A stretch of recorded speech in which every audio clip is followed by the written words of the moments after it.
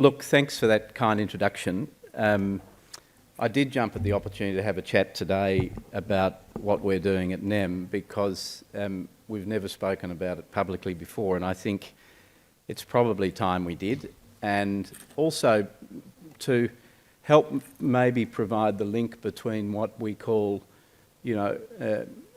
discovery and development, and how to get that hard work of discovery into a box into our farmers. Michael's right, we've had about 150 years in farming. I spoke to a young bloke the other day on the phone who wanted to have a chat about things, and he said he'd been studying farming for 18 months. I said, well, you've got about another 150 years ago to work it out. It's not an easy business to be in, but obviously there's been many changes. And one of the reasons that we as a family have changed the way we look at the world is to invest either side of the farm gate. So whilst we've got reasonably large farming operations, we also have pre- and post-farm gate enterprises. And I went to Israel about 6 years ago and got looking at microbiology. Know nothing about it, still don't. That's what all the other good people who work for us do. And I came back thinking, we've got an opportunity here. And I found New Edge in Albury and took the majority interest in it. And Sandy, the founder, Sandy Montague, is still very much part of the team. So I'll kick off with what I want to say. I've got no PowerPoints because I figured the opening speech of a conference, there could be a lot of PowerPoints today, so we'll just have a good speech where I'll cover a bit of country. I want to start by talking about limitations and how our really neat perceptions of the world prevent us from capitalising on some very interesting things that are driving innovation in global agriculture, and how our soils in fact provide some pretty vital answers. The rapidly increasing tracts of degraded lands around the globe, and that coupled with the limiting amount of water and more variable amount of water, is probably what is going to brand me as the first generation of farmers that can't sustainably produce product for the world. Farming's attracted the attention of academia and the world's governments in recent times as significant contributors to global warming, to greenhouse gas emissions and to erosion. But at the same time, we also hear that agriculture can always also be a major way that the globe might be able to attack these issues and rectify them. I contend that is if we understand what's happening in that marvellous asset under our feet. And that's where I'm really interested to have a chat to you today. If we have a mind to apply ourselves to understand what's happening under our feet, I think that'll take focus and application and a fair bit of capital. But I also think it's probably the way forward if we mine the microbiome for answers. And I'm going to share with you today what we've found out about global markets, soils, the microbiome, and what the opportunity potentially is. The world's consumers are advancing the thesis that agriculture is no longer a clean and green image, but closer to an industrial practice, and they're influencing parliaments to mandate change. I draw your attention to the recent legislation in the European Union where the EU have mandated a reduction in chemical fertiliser and chemicals on crops or in agriculture by 2030. The other legislated law is to have 50% of EU produce to be organic by 2030. A fortnight ago, Canada passed legislation to reduce nitrous oxide in their operations by 30%. The United States is contemplating similar legislation. Why is what's happening overseas of great interest to us as farmers, and I think probably as scientists? Because we're competing in a global market. And as a farmer, I think I'm going to wake up probably by the end of this decade, given those timelines, and find that the horticultural produce I sell, or the grain, or the meat, will have some of the highest chemical residues in the world, and may have the highest carbon emissions to produce it. And that is because world governments are mandating other farming systems to change. And consumers, more importantly, are demanding it. Imagine a label on food in 2030 that calculates the carbon emissions for every single ingredient in that food and its chemical residue. There's no need to imagine it. It's legislation in front of the EU in November. So that's enough to get my attention. I contend it's time we pause for a second and seek to understand what we're hearing and what the future occupants of the planet are telling us. If we listen, we can proactively use the smarts in this room to help us take advantage of it. In the first half of this century, I think it was the industrialists who held the cards. In the second half, it was the people who managed the finances. This century, I think it's the people who manage our natural resources really well, right? The farmers who provide mankind with sustenance, and the science and the manufacturers who, between them, can discover the modern balance between nature and production that produces food sustainably, that underpins these modern civilisations. We've done a pretty large review at NEM about the global market and the environment we operate, and there's compelling evidence that the world has already started to embrace the science around biological farming. I say science and biological farmings, not Neil at the moon type things, really serious science. And it's taking hold worldwide. And it's the microbial and the biological thing they're focusing on that was once in the world's pristine soils. So the connection is there. But some quick facts on biologicals. And 10 years ago we talked about biologicals, me too, I would have said, nah, tomorrow, what is it? The sector currently is growing globally at 15 to 20% per year, which implies it doubles every 4 years. The industry was a $50 million industry when NEM was founded 21 years ago. It's a $5 billion industry today and will be a $10 billion industry on current projections by 2025. The biological sector is growing 4 times faster than ag chem in that respect, and 15 times faster than the global retail sector. There are only 47 companies across the world that turn over more than 40 million US in this space. The remaining 496 companies turn over less than 5 million US. So it's a similar situation, I think, to what ag chem and fertiliser might have been in the 1950s or 60s. There have been 150 mergers and acquisitions in this space in the last 3 years, mostly by large chemical and fertiliser companies buying technology that's been developed scientifically. There are 190 biological registrations pending in the EU currently, and 4 out of chemistry. And the United States and Europe are talking about an import tax on products going into those markets because of carbon and the carbon footprint. And we don't have something just yet. So I think the world market's going to change. But why is this all relevant to research and commercialisation? It's because ag is science and science is ag, right? There's nothing we do in our laboratories, in our factories or our farms that don't have a really strong emphasis on science. The challenge for us has been to bring all these swim lanes together in a concerted way to effectively get a research paper and years of work of discovery into a box and into the hands of farmers. So as you spend the next few days together, that might be something to contemplate when you think about research and effectiveness with some of these big global issues. But today, at Michael's invitation, I wanted to talk about what we've done in the last 4 years with our partners, and we've never spoken about this publicly before. But many in this room are partners with us in some of our endeavours. And I want to use it as a real-life case study of what we're doing. What we've done is move some thoughts into a fully functioning, integrated approach that's seeing them spend $25 million over the next 5 years in this space out of our profits. And at the same time, the contributions our partners are making take that total contribution to about $45 million.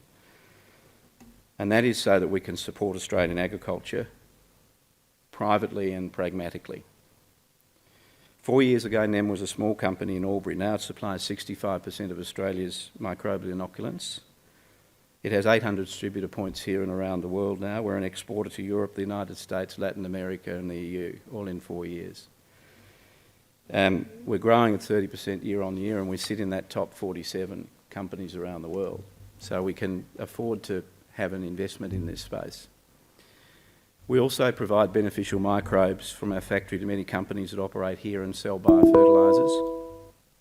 in broadacre and horticultural operations. We have assembled, I guess, the largest collection of proprietary microbial mother cultures in Australia, which is coupled with an amazing screenability and exclusive access to 450,000 Indigenous strains that have come out of Australian soils over the last 30 years. Those elite strains are catalogued now for their fine chemicals and DNA composition. This comes from 25,000 soil samples that have been done around the country in that time from 1,000 sites. But effectively, we can screen a microbe very quickly through a database in a matter of minutes and find the elite candidates that might act on a particular thing in the microbiome. We're one of 8 companies in the world that have this capacity. The next largest microbial library is held in the United States with 400,000 strains. So we've got a lovely base to get cracking. But if you think about coupling that big D, or big R, with large industrial fermentation capacity, large targeted R&D programs, so that we can quickly take that to elite strains, to pot trials, interfield trials, and get the data we need. This gets us cracking, right? It brings things to life.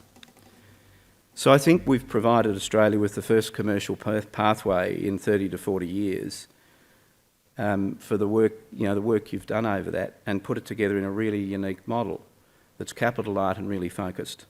Put simply, we've brought together the elite candidates in one place out of the discovery phase and into the development phase.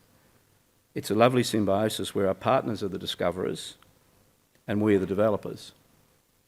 We recognise that difference and we combine those skills in a very focused collaboration to get these things on the shelf. These are projects that are quite different in the way they operate, where discovery, formulation, production at scale, shelf life, application rates, data collection are all running in parallel and concurrently. It speeds things up dramatically, and time's money when you're in this space. We also do it this way because most people underestimate the challenge of taking a small bench ferment in a laboratory or something you're seeing growing in an agar plate or in a pot trial to producing that at scale of 20,000 litres every day of every year, exactly the same. Right? Most people raising money for research forget that you actually need to build a factory and you need to employ the best people in the world to run it, particularly in these unique spaces. And the contribution to building the factory and having the resources to go from the discovery is in the tens to hundreds of millions of dollars. So this is where you bring both sides of the investment together. So our focus is in 4 areas. We've been deliberate to focus here, and I'll talk about them in a minute. But they're in the large global addressable markets that we've identified that will give us the largest return on our capital for the work we put in. We've also chosen not to engage in industry-led collaborations other than to support them from the outside. And I don't want what I'm about to say to be contentious here, it's more an opportunity. We've found that by looking at an opportunity to engage in those large groups, we found that it was very time-consuming, very costly, and heavily weighted towards administration, and we just need to find another way through that. However, though, the reason we didn't is because we feel industry is developing the discovery, right? And our role is to do the development, and we'll invest on the development side. So I think we can add the best value to science by being there ready to work with you when you find things. So we're chasing a scientifically proven biofertiliser for cereals and oilseeds that fires up the beneficial microbes in the microbiome.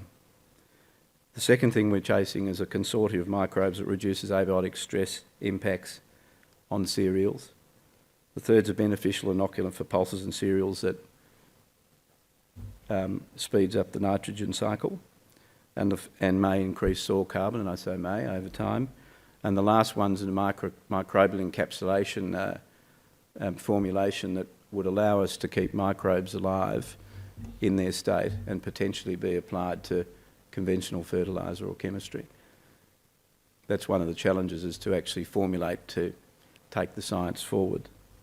So our model, which I'm going to share with you, is very straightforward, and it's okay to be in the public domain now. We partner with our researchers and institution partners, and they bring their background IP to a project. And we bring our capital and development and commercial IP to the project. We fund the collaboration, and the purpose is to get that research into a box. NEM holds a development project IP at the end, but pays an ongoing royalty back to our research partners on every box sold of every product we produce around the world forever. This provides a collective focus because the prize provides ongoing funding from final products in perpetuity. Quite different to the way people have approached this before. It's an enduring result, and one that we want to have as a family by actually pulling this together this way. So, more products into more farmers mean more profits. Yes, granted. Which also leads to more funds for research, which leads to more products into more farmers, into more profits, which is more funds for research. That's the flywheel of the business. That's the clear strategy of how we operate. It's really about having the first product into market, the profits from that develop the next ones, and away we go. We're now 3 years into that trajectory, and Simon, our head of R&D, is down the back, but probably 2 years from now we'll have our first major product out for cereals and oilseeds. So, this all sounds really good. Probably asking, what's the limiting factor? The always needs to know what the limiting factor is. It's trust. Always in these relationships, it's trust. Because as a researcher, you're trusting us with your research, and that we're going to do the right thing with it. And as a developer, I'm trusting you that all you know, you'll help us do that. So it comes to trust. Obviously underpinned by some very nice legal documentation that makes sure all parties are right and safe.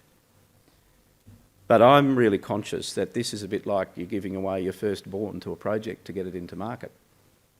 It's not easy, but there are some institutions in this room that have entrusted us to do that with some research that we've identified as being really high potential for what we know is going on around the world.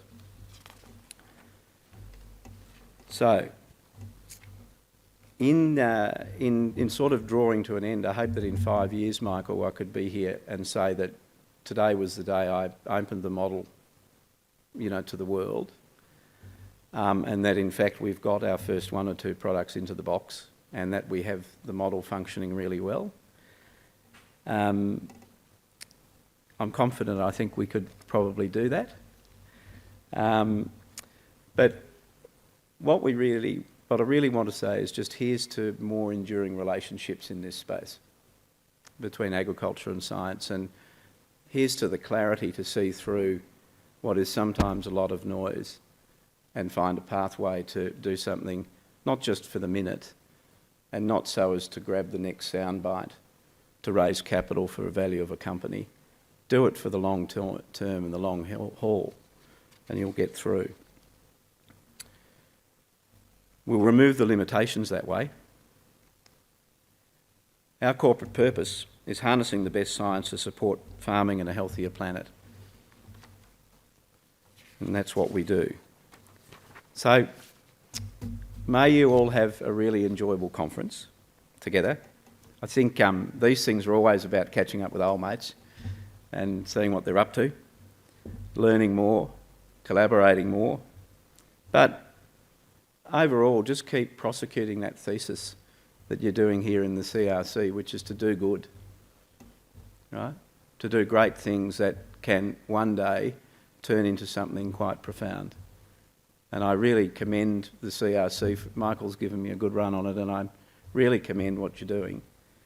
And we, in a small way, have tried to find a way to bring what you're doing, to agriculture down the track. So thanks, Mike, for the opportunity, and thanks, everyone. It's good.